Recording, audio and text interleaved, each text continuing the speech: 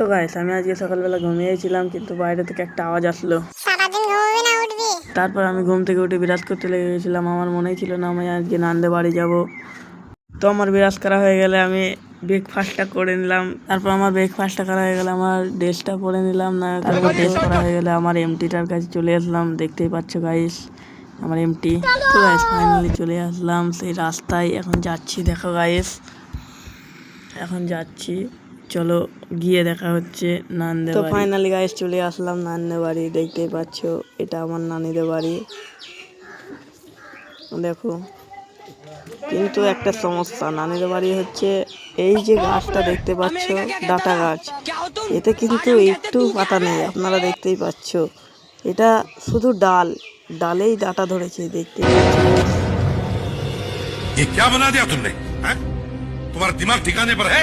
তো গাইস ভিডিওটা ভালো লাগলে একটা লাইক কমেন্ট শেয়ার অবশ্যই করে দেবেন। তো গাইস দেখা হচ্ছে আবার পরে ব্লগে। Tata bye.